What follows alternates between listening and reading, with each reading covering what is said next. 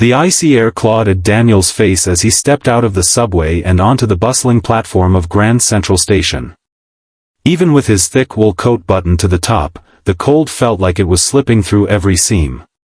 Commuters rushed past in a blur, briefcases swinging, coffee cups in hand, earbuds firmly planted to block out the noise of the city. The air smelled faintly of roasted pretzels from a nearby vendor and the sharp scent of hot espresso drifting from a kiosk. He adjusted the strap of his leather messenger bag and kept walking, weaving through the crowd toward his train.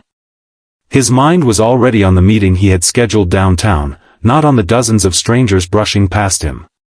But then a voice, soft, cracked, almost swallowed by the noise, broke through the chaos. "Spare change, please." It wasn't unusual to hear someone asking for help in the city, but something about the tone made Daniel slow down. It carried a mix of desperation and shame, the kind that made your stomach tighten. He glanced toward the sound and saw a thin figure hunched against the far wall of the platform. She had a cardboard sign in her lap, the words written in shaky black marker, "Hungry. Cold. Please help." Her head was bent, a wool hat pulled low over her brow, and the gloves on her hands were frayed at the fingertips. Daniel hesitated. He could have just kept walking like everyone else, blending into the stream of people pretending not to notice. But something about her posture, a quiet surrender, the way her knees were pulled tightly to her chest, pulled at him. He shifted closer, stepping out of the main flow of foot traffic. As he got near, the background noise seemed to dim. The smell of the platform, the metallic tang of train brakes mixed with cold air, grew sharper in his senses. Then, she lifted her head slightly, and his world tilted. Those eyes, familiar, unmistakable, locked onto his. Emily. His breath caught in his throat. It had been almost 10 years since he'd last seen her, but there was no mistaking her face. Even beneath the layers of grime, the tired lines around her mouth, and the weight of years etched into her expression, it was her. 1,000 memories crashed into him all at once, her laughter in the college library, late-night coffee runs, the way her hair used to fall in loose waves over her shoulders. But then came the sharpest memory of all, that night in their senior year when he had finally gathered the courage to propose to her, right there in the little campus coffee shop where they always studied. She had smiled, just for a second, and then laughed nervously, shaking her head. The rejection had stung deeply, not because she didn't feel the same way, but because of how public it had been. Friends had been watching, people at nearby tables had turned to see what was happening, and Daniel had stood there, ring box in hand, feeling the heat rise in his cheeks. She'd told him she wasn't ready for that kind of commitment, that her dreams didn't include settling down so soon. And that was it. After that night, they had drifted apart. She'd moved to another state for a job, and he'd buried himself in work, trying to pretend it didn't matter. Now, here she was, sitting on the cold tile floor of a train station, bundled in layers that didn't look nearly warm enough, with a paper cup at her feet and strangers brushing past as if she didn't exist. Daniel's legs felt rooted to the ground. His mind fought to catch up with what his eyes were seeing. How had her life brought her here? He thought of the Emily he once knew. Ambitious, sharp-tongued when she was frustrated, quick to defend anyone she thought was being treated unfairly. That Emily had dreams of traveling, of making something of herself in the city. He took a hesitant step forward, his heartbeat quickening. The crowd surged and ebbed around him, but his focus never left her. Her gaze flickered over him as if trying to place his face. For a moment, there was no recognition, just the guarded look of someone who'd learned not to trust strangers. Then, slowly, her eyes widened. Daniel? The word was almost a breath, fragile and disbelieving. Daniel's throat felt tight, his mouth dry. Emily, is that really you? The question tumbled out before he could think. It was obvious it was her, but saying it made the moment feel even more surreal. She blinked hard, as though she might wake up from a dream she wasn't sure she wanted to end. I didn't think anyone from my past would ever see me like this, she murmured. The shame in her voice was like a knife to his chest. People hurried past, a few glancing their way, but most keeping their eyes forward. The station's loudspeaker crackled with announcements about delayed trains. Somewhere nearby, a busker strummed a guitar, his voice carrying faintly over the hum of footsteps. But for Daniel, the sounds were muted, distant. All he could see was the girl who had once been such a vivid part of his life, now reduced to a shadow of that person. He crouched down so they were on the same level, ignoring the strange looks from passing commuters. "What happened, Emily?" he asked quietly, his voice low enough that only she could hear. Her eyes darted away, focusing on the cracks in the floor tile. For a moment, he thought she might not answer at all. Then she took a shaky breath. "It's a long story," she said, her lips trembling.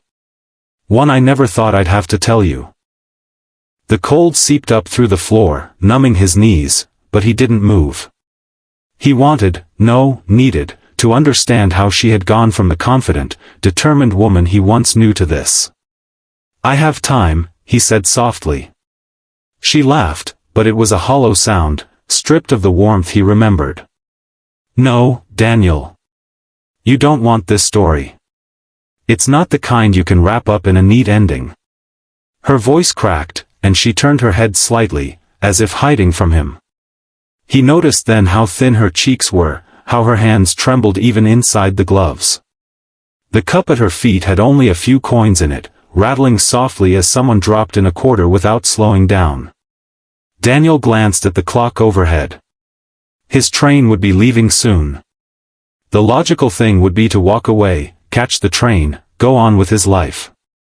But every part of him screamed against it. This wasn't just some stranger in need, it was Emily. The girl who had once meant everything to him. The girl whose rejection had shaped so much of the man he had become. He didn't know if he could fix whatever had broken in her life, but he knew he couldn't walk away without trying. He pulled a folded bill from his wallet and slipped it into her cup, but it felt like a meaningless gesture compared to what he wanted to say. "Emily, come with me. We can get coffee, somewhere warm. You can tell me everything, if you want." His voice was calm, but inside, his heart raced with uncertainty. For a moment, she didn't respond. The crowd thinned slightly as a train pulled out, the noise shifting into a softer murmur. Finally, she looked up at him, her eyes glistening with unshed tears. "Why would you do that for me?" she asked. Her question wasn't suspicious, just deeply, painfully honest. Daniel held her gaze. "Because I remember who you are. And I don't think that person is gone." The faintest flicker of a smile touched her lips, as if those words had reached a part of her she thought was buried forever. And in that moment, Daniel knew, no matter how complicated the road ahead might be, he wasn't going to walk away. Emily's lips trembled as she tried to form a response, but the words seemed stuck somewhere between her heart and her mouth. The faint smile she had given him vanished into a small, pained exhale. "Daniel. I don't even know where to start," she whispered, her voice barely cutting through the hum of the station. People continued to pass them without a second glance, bundled up in coats, scarves, and hats, too wrapped up in their own lives to notice the quiet, fragile moment unfolding just a few feet away. Daniel's eyes didn't waver. "Start anywhere," he said softly, as if reassuring a child who had just woken from a nightmare. "It doesn't have to make sense all at once." She hesitated, pulling her knees a little closer to her chest, her gloved fingers curling tightly together. "After college. I thought I had it all figured out," she began, her tone carrying both bitterness and regret. "I got that marketing job in Chicago, remember? The one I wouldn't shut up about?" Daniel nodded slowly. "I remember." Her gaze flickered to the floor. "It was great at first. The pay, the apartment, the city lights. I thought I was on my way to everything I'd dreamed of. But then, the company started cutting staff. My name was on the list within a year. She swallowed hard. I thought it was just a setback. I found a roommate, took temp work, and told myself I'd bounce back.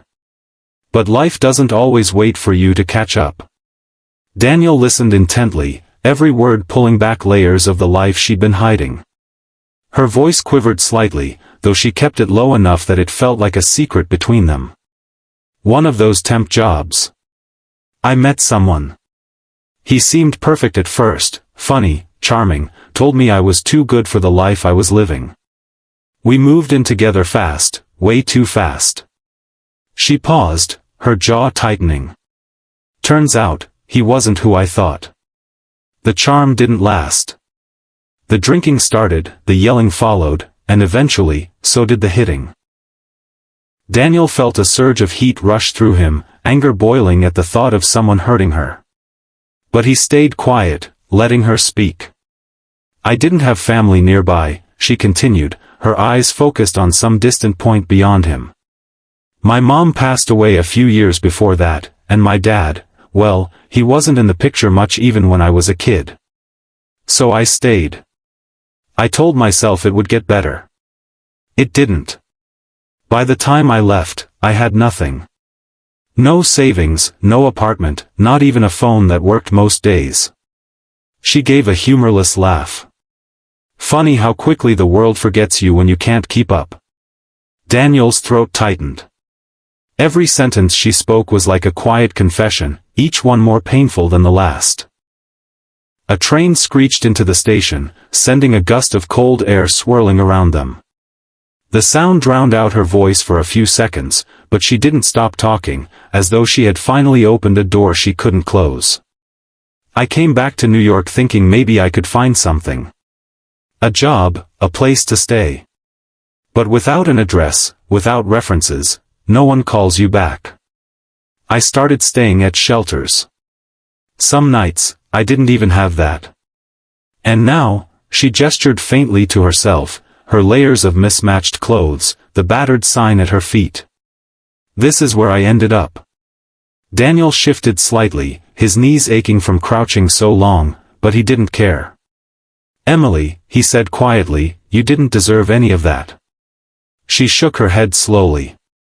It doesn't matter what I deserved. It's just what happened. For a long moment, they both sat in silence, the noise of the station washing over them like waves they didn't have to acknowledge. A man in a business suit tossed $1 into her cup without making eye contact, his pace never slowing. Emily's hand twitched slightly as she reached for it, but she didn't look up. He took a breath. Come with me now, he said, more firmly than before. Her eyes darted to his, searching for some hidden catch in his offer. Daniel, you don't owe me anything. I was awful to you back then. I laughed in your face when you were just trying to be good to me. Why would you help me now? He didn't hesitate. Because kindness doesn't have to keep score. Because I remember the girl who made me believe in myself, even when you didn't believe in us. She blinked rapidly, and for a moment, he thought she might start crying. I don't know if I can face anyone right now, she admitted, her voice cracking. I don't even recognize myself in the mirror anymore. Daniel reached into his bag, pulling out the scarf he always kept in the side pocket. You don't have to face anyone but me, he said, wrapping it gently around her neck. The warmth wasn't just in the wool, it was in the small, human gesture of someone seeing her as a person, not just another body in the crowd. She closed her eyes briefly, as though the touch of kindness itself was unfamiliar after so long. The announcement for his train departure echoed over the speakers, but Daniel didn't move. For the first time in years, the meeting he had scheduled didn't seem to matter.